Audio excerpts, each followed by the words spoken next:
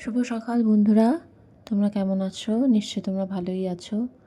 তো বুঝতে পারিনি কালকে আমি ব্লগ করতে পারবো আদৌ, কেননা মেয়ের শরীরটা খুবই খারাপ হয়ে গেছিলো। সকাল থেকেই ওকে নিয়েই ব্যস্ত ছিলাম প্রচণ্ড। তো যাই হোক, সকালবেলা প্রথমে এই 9টা-10টার দিকে উঠে দেখছি মেয়েটার শরীরটা আরও খুবই খারাপ হয়ে গেছে।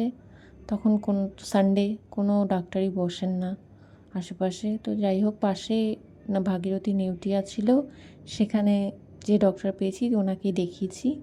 দেখিয়ে নিয়ে আস্তে আস্তে প্রায় 3টেই বেজে গেছিলো।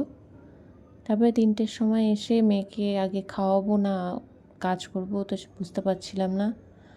তো যাই হোক, মেয়েকে খাইয়ে নিয়ে আগে তারপরে ওকে মানে ঘুম পাড়িয়ে দিয়ে ওষুধ দিয়ে তারপরে নিজেরাও খেয়ে নিলাম।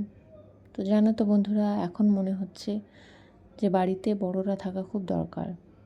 যেখানে আমরা থাকলে অ্যাটলিস্ট হেল্প তো দূরের কথা, মেন্টালি সাপোর্ট পাওয়া যায়। যাই হোক, কী করা যাবে, কাজের সূত্রে এখানে সেখানে দৌড়াতে হয়। ওনারাও তো বয়স্ক, ওনারা তো আর পারবে না সেখানে সেখানে দৌড়াতে।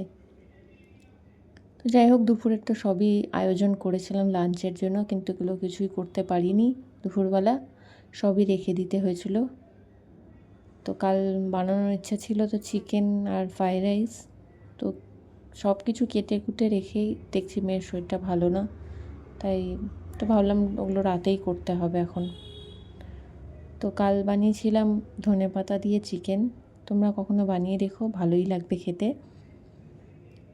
তো চিকেন কষা বানিয়েছিলাম আর ফ্রাইড রাইস বানিয়েছিলাম।